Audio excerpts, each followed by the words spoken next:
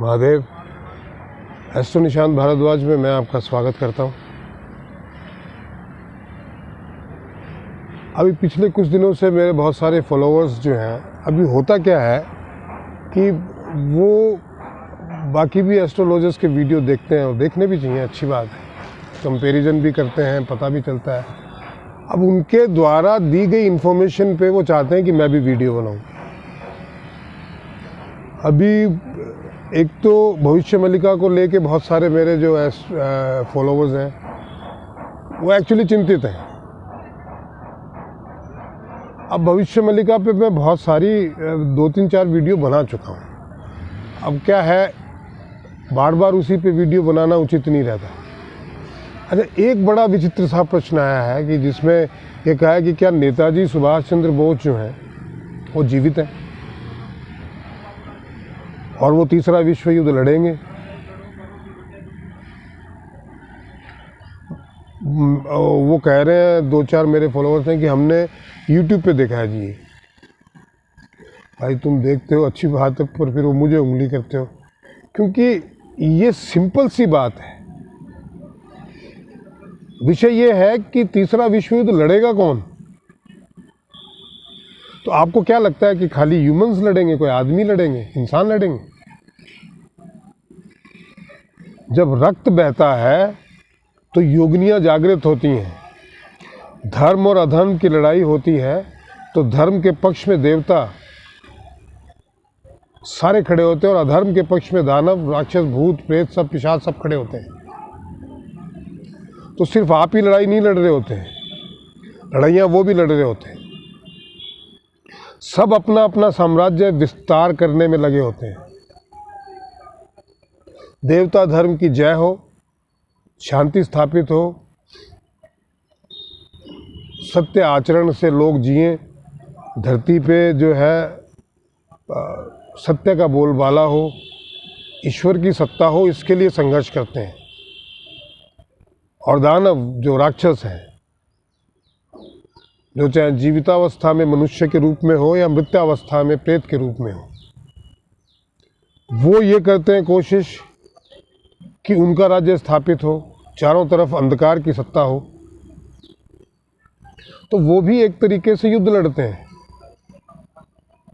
माँ चामुंडा चंडी जागृत होती है, योगिनियाँ जागृत होती है, रक्त पिपासा से लप्त होती हैं और रक्त पीती हैं धरती पे जो लोग मरते हैं उनका।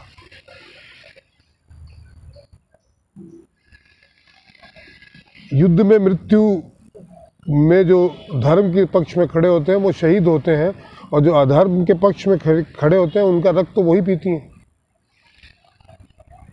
तो ये समझने वाली बात है।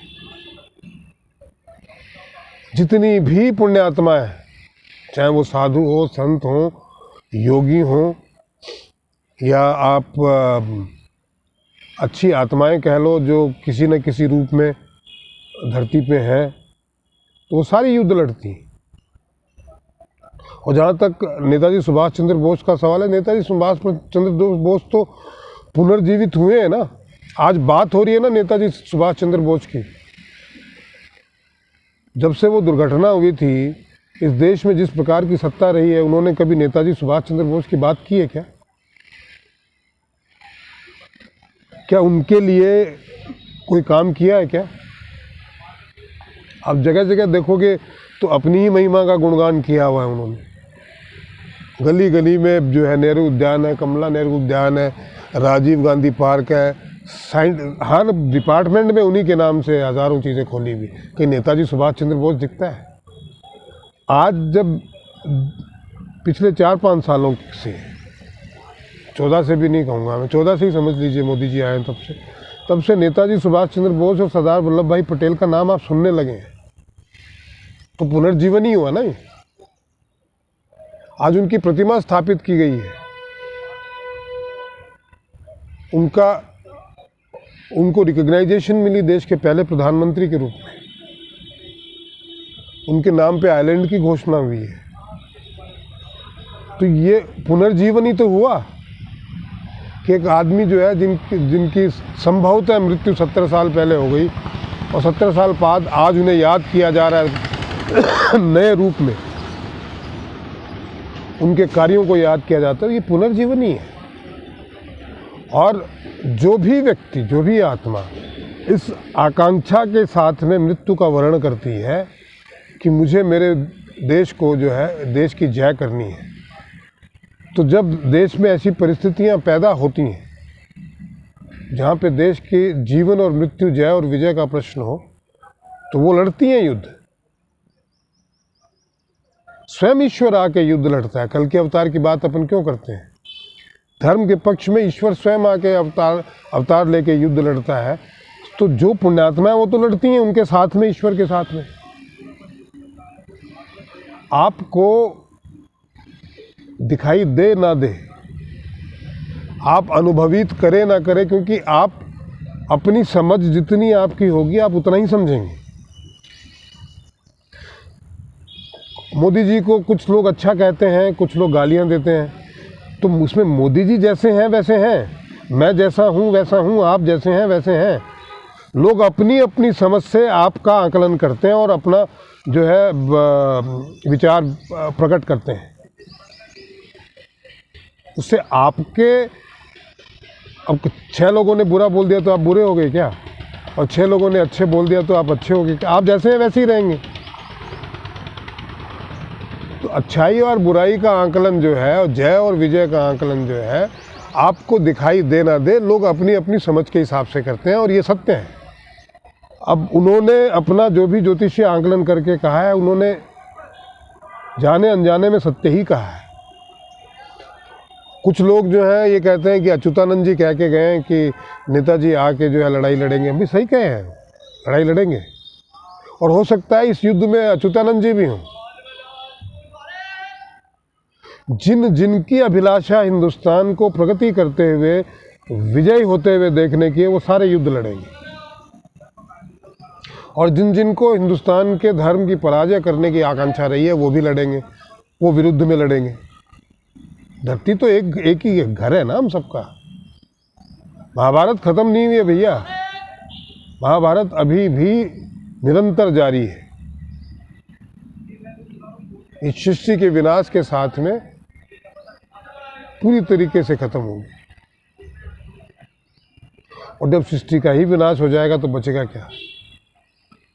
ये राक्षसी तो हैं आज जो एक दूसरे को मार रहे हैं। जो निरीह जनता मारी जाती है उसका तो कोई ईगो नहीं है। आज ये युद्ध की विभीषिका की वजह से पूरी दुनिया के अंदर महंगाई बढ़ रही है। मर कौन रहा है? युद्ध करने वाले मर रहे हैं क्या? जिनके कारण युद्ध हुआ वो मर रहे हैं? आम आदमी मर रहा है बेचारा, जिसका कोई कसूर नहीं है। पीड़ा तो उसको हो रही है ना। तो जहाँ जहाँ अधर्म के पास में सत्ता आई है, उसने विनाश की ही सोची है, और वो आगे भी यही करेगा। इसलिए प्रकृति उन इलाकों में, आप अगर कुछ नहीं कर पाते हैं तो प्रकृति जो है उन इलाकों में जाके भीषण विनाश करती है, जिससे उनकी संख्या में कमी आए। मैं ये नहीं कहूँगा कि मरने वाले हर आदमी जो है वो गलती था, पर होता क्या है कि आचार्य चाणक्य का कहना है कि अगर देश को बचाने के लिए एक राज्य की बलि देनी पड़े तो दे दो। राज्य को बचाने के लिए अगर एक जिले की बलि देनी पड़े तो दे दो। जिले को बचाने के लिए एक गांव की बलि देनी पड़े तो दे दो। गांव को बचाने के लिए एक घर की बलि देनी पड़े, एक परिवार की बलि देनी पड़े तो दे दो। और परिवार को बचाने के लिए किसी एक आदमी की बलि देनी पड़े तो दे दो। तो उसी तरीके से ईश्वर की सत्ता जो है वो ये करती है कि महादेव, इनका विनाश करने के लिए 2-4 अच्छे लोगों की मृत्यु हो जाती है, तो ईश्वर उनका वर्ण भी करता है। अब ये इतनी गहरी बातें हैं, मैं सतही तौर पे आपको बोल भी दूं तो और समझ में ना आनी, और मैं जो बोल रहा हूँ आधे को समझ में ही नहीं आनी है। तो इसलिए मैं ऐसे वीडियो को बनाने के लिए अवॉइड करता हूँ। खैर, मूल बात जो थी मैंने अपने इस विषय को आपको बता दिया है, और जिसमें नेताजी सुभाष चंद्र बोस के अलावा भी वृहत और विस्तृत रूप में मैंने आपको बता दिया है कि कौन लड़ेगा, कौन नहीं लड़ेगा, और कौन किसके पक्ष में लड़ेगा। दूसरी बात, मेरे बेटे के विषय में पूछा है बहुत सारे लोगों ने, तो वो भी मैं आपको भाई अदरवाइज़ मत लीजिएगा। बहुत लोग सोचते हैं पता नहीं मैं इमोशनली और सहानुभूति गेन करने के लिए करता हूँ, ऐसा कुछ भी नहीं है। डॉक्टर ने आकलन किया है उसकी हेल्थ का, अभी वो है तो ठीक नहीं है। डॉक्टरों का कहना है कि एक और जो है ऑपरेशन होगा, जो मैं बता चुका हूँ।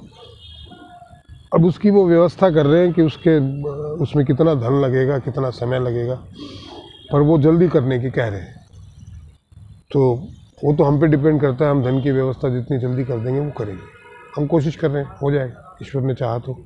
है बहुत, जो भी है हरी इच्छा बलवान, मैं इसमें ज़्यादा नहीं बोलूँगा। आपसे इतनी ही दरख्वास्त है कि कोई ऐसा ट्रस्ट हो जो उसके हॉस्पिटल का और मेडिकल का खर्चा उठा सके, तो आप मुझे फ़ोन ज़रूर कीजिएगा। आज के वीडियो में इतना ही, आशा आपको पसंद आया होगा। और कमेंट कीजिए, शेयर कीजिए, जिन्होंने सब्सक्राइब नहीं किया वो सब्सक्राइब कीजिए और कंट्रीब्यूट कीजिए इस चैनल को भाई, प्लीज़। महादेव।